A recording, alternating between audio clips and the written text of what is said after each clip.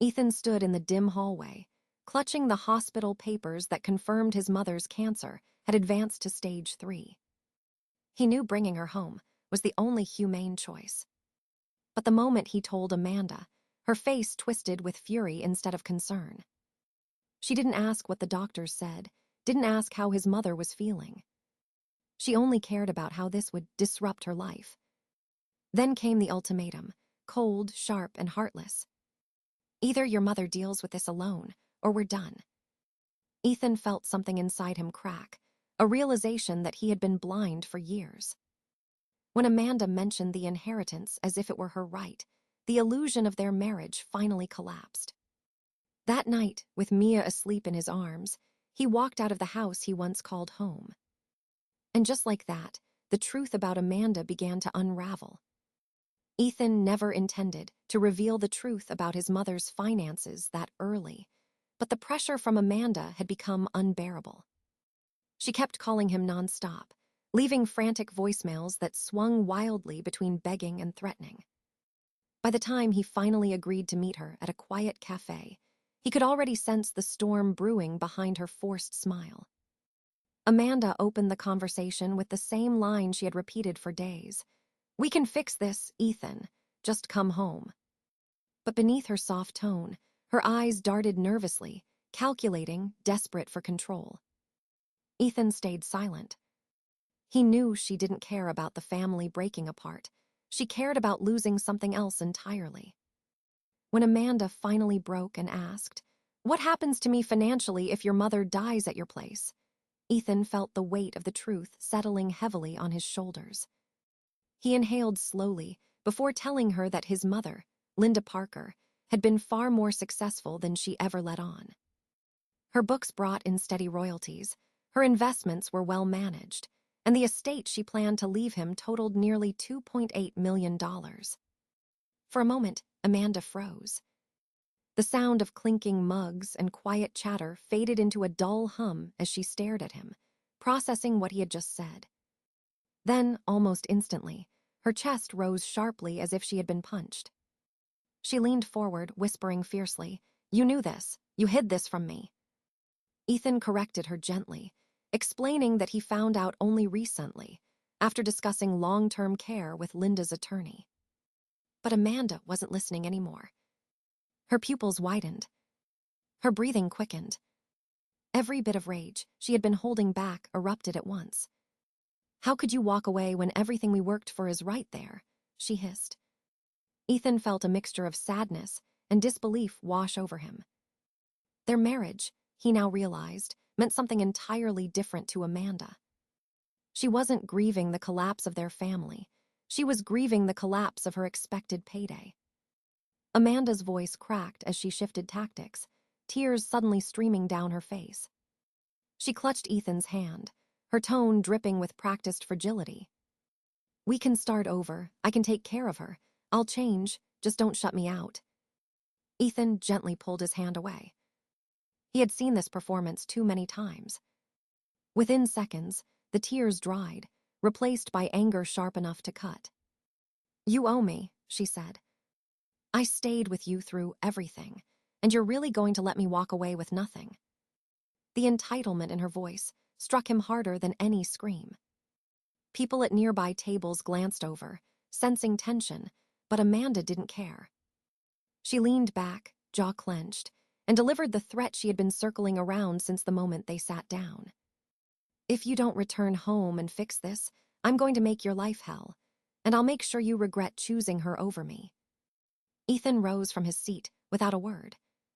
As he walked out of the cafe, he finally understood that the woman he married had never been the partner he thought she was.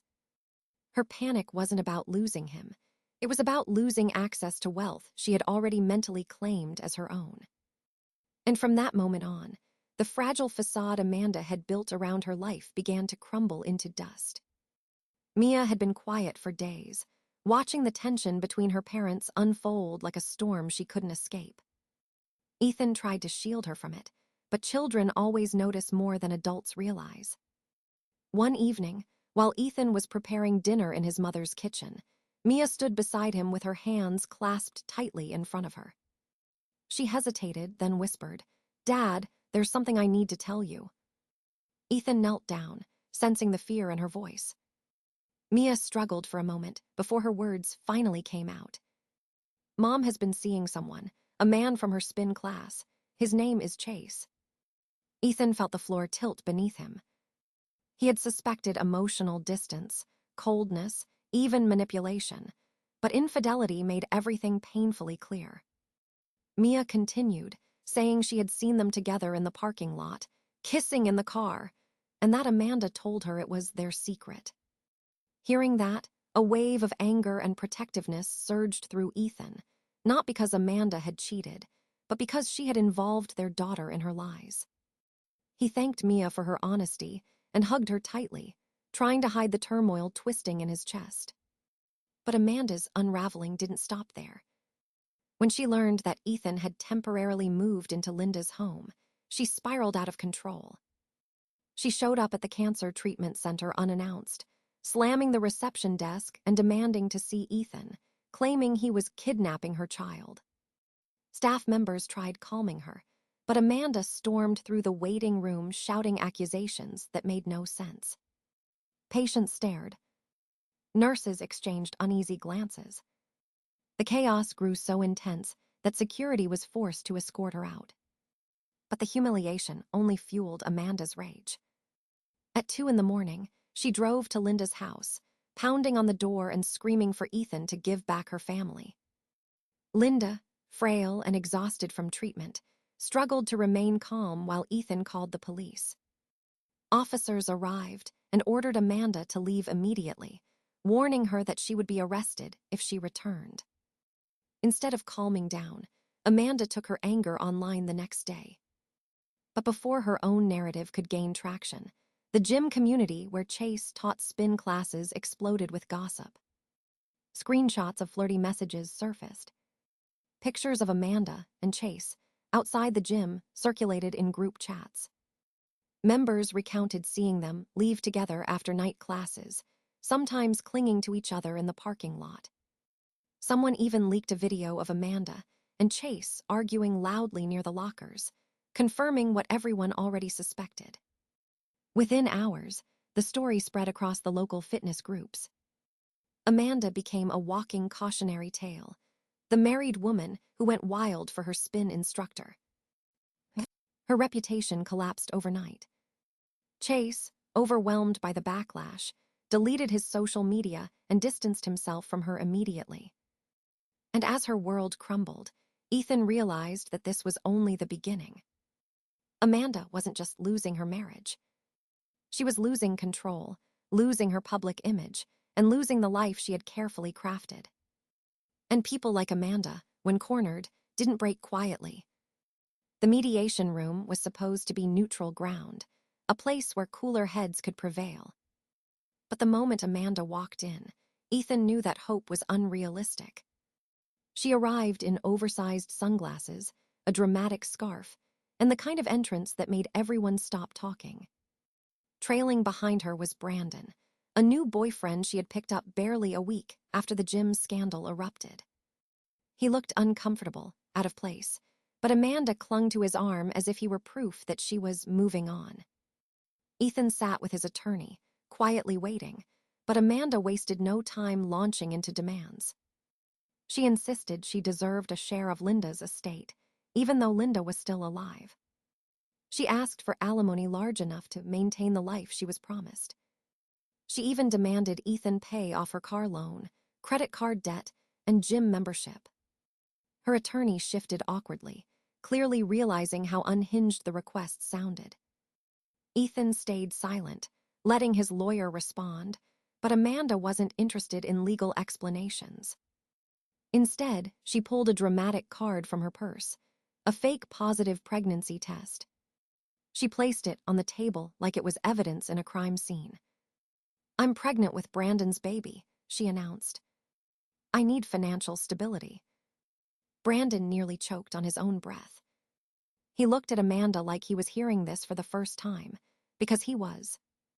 Ethan's attorney calmly asked for documentation, medical records, anything to support the claim. Amanda's confidence faltered when she realized she had nothing. Her hands trembled. Then, in a burst of panic and fury, she flipped the mediation table, shouting accusations at Ethan. "You ruined my life. You took everything from me." Security rushed in, grabbing her arms as she kicked and screamed. Brandon stepped back, horrified, denying any involvement in her claims. Ethan watched silently as she was dragged out of the conference room, her screams echoing down the hallway. But the nightmare didn't end there. That same night, Amanda convinced Brandon to drive her to Linda's house. She insisted they had to get her rightful property before Ethan had a chance to hide anything. Brandon, still shaken, reluctantly agreed. They crept around the house in the dark, whispering loudly and trying to pry open a side window. Inside, Linda slept upstairs, unaware of the figures moving outside her home. Ethan, who had stayed up working in the living room, saw the shadows through the curtains. He quietly grabbed his phone and opened the security camera app. The live footage showed Amanda and Brandon clearly, fumbling with the window, Amanda whispering orders like a frantic general. Ethan called the police without hesitation. When officers arrived, Amanda tried to spin a story about collecting her belongings, even though she hadn't lived there in months and had no legal right to enter. The officers didn't buy it for a second. They handcuffed both Amanda and Brandon on the spot, while Amanda screamed that this was all a misunderstanding. The entire incident, from the moment they stepped onto the property to the moment the police car drove away, was recorded in perfect detail by Linda's security cameras. And as Ethan watched the car disappear into the night, he understood that Amanda had crossed a line she could never return from. This was no longer a messy breakup. It had become a legal disaster that Amanda had created with her own hands. Amanda didn't wait long after the arrest to launch her next attack. The moment she was released on bail, she opened her phone, hit Go Live, and began a frantic monologue about being the victim of an abusive husband and a vindictive mother-in-law. Her eyes were bloodshot, her voice shaky, but her words were sharp and rehearsed. She claimed Ethan had brainwashed Mia, accused Linda of faking her cancer, and insisted the police were biased against her. Within minutes, her live stream gained hundreds of views, mostly from people who just wanted to see what chaos she would unleash next. Amanda leaned into it, embellishing her story with dramatic pauses and forced tears. She held up her wrists, claiming the police had nearly broken them. She said Ethan had locked her out of her own home, had hidden her belongings, had endangered her child. But the internet wasn't the safe haven she expected. People immediately began fact-checking her claims. A user who worked at the treatment center commented that Linda was indeed a cancer patient and had been nothing but kind. Another viewer recognized Amanda from the gym scandal and posted screenshots of her flirtatious messages with Chase. Within an hour, the comment section shifted from sympathy to suspicion. People demanded proof. They asked why she had been at Linda's house in the middle of the night. They questioned why she never mentioned abuse before. Amanda tried to block critics, but the more she deleted comments, the more people posted. Then someone leaked the police report from her arrest. It listed attempted unlawful entry, disorderly conduct, and trespassing. Clipped from the document was a line stating that Amanda had been warned previously to stay away from the property. The chat exploded. Viewers began stitching clips of her live stream with evidence that contradicted her claims. Screenshots of her arguing with Chase in the gym locker room resurfaced. A former friend, Hannah, posted a long thread exposing years of manipulative behavior, detailing how Amanda would lie for attention and turn on anyone who stopped enabling her. Even Brandon's cousin commented anonymously, confirming that Amanda had pressured Brandon into breaking the law and that the pregnancy story was fake. Amanda responded by going live again, this time screaming, packing in circles, waving papers she claimed were legal documents proving her innocence. But when viewers zoomed in, The papers were nothing more than printed emails about a gym membership cancellation. Clips of her meltdown were shared everywhere. People edited them with dramatic music, turned them into memes, and posted reactions mocking her performance. Far from gaining supporters, Amanda had become a spectacle. Her own attempt at reputation control had backfired spectacularly. Journalists from small local outlets began reaching out to Ethan for comment, but he refused, wanting nothing more than to protect Mia and his recovering mother. Meanwhile, Amanda kept posting, each video more frantic than the last. She accused strangers of being part of a coordinated smear campaign. She claimed Ethan had hired bots to attack her. She accused Linda's doctor of falsifying medical records. Every lie made her look more unstable. Every accusation pushed her deeper into the public spotlight she couldn't control. And as her credibility collapsed, the consequences began to circle closer, making her realize too late that she couldn't outrun the truth forever. Amanda's downward spiral accelerated the moment she realized her online crusade wasn't scaring Ethan into submission. She fired her third attorney in a rage, blaming him for not fighting hard enough, and hired a fourth one who clearly hadn't been warned about her volatility. In their first meeting, she demanded he force Ethan into a settlement that would grant her $50,000, insisting that this amount would resolve everything peacefully. The attorney cautiously explained that settlements didn't work that way, especially not for defendants facing criminal charges. Amanda didn't care. She paced the room, gesturing wildly, insisting she was being framed, insisting everyone from the police to the judge was out to get her. When the attorney suggested she cooperate instead of escalating, she slammed her fist on the desk and stormed out, shouting that she would handle the narrative herself. That decision would cost her more than she imagined. The courthouse was buzzing long before the hearing began, with reporters milling around in hopes of catching a glimpse of the woman whose meltdowns had become local legend. Ethan arrived quietly with his attorney, keeping his head down, focused only on protecting Mia and bringing this ordeal to an end. But when Amanda stepped out of the car, gasps rippled through the crowd. She had shown up wearing a full white wedding gown, complete with lace sleeves and a veil trailing behind her like she was walking down an aisle rather than entering a courtroom. People stared, some whispering, others openly recording. Amanda held her chin high, as if the spectacle made perfect sense, waving delicately at the cameras like a deranged celebrity. Inside the courtroom, the judge paused mid-sentence when he saw her attire. He removed his glasses, stared for a long moment, and murmured, "Ma'am, this is a legal proceeding, not a ceremony." Amanda smiled sweetly and said she wore the dress to symbolize closure and new beginnings. Her attorney buried his face in his hands. In the final moments of the confrontation, the tension that had been building across every twist and setback finally settles into a heavy silence. The characters stand at the edge of the aftermath, each carrying the weight of the choices they made and the truths they uncovered. There is no sudden triumph, only the quiet realization that every step of the journey has changed them in ways they did not expect. Old assumptions have been broken, alliances have been tested, and fears once hidden have been forced into the open. Yet within that uncertainty lies a fragile sense of hope. They understand now that moving forward will require more than strength. It will require honesty, patience, and the willingness to rebuild what was nearly lost. As they take their first steps away from the chaos, the world around them feels different, not because it has shifted, but because they have.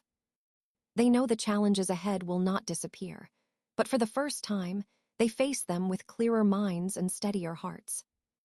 The journey has not ended so much as transformed, opening the door to a future shaped by the lessons earned through struggle and resilience.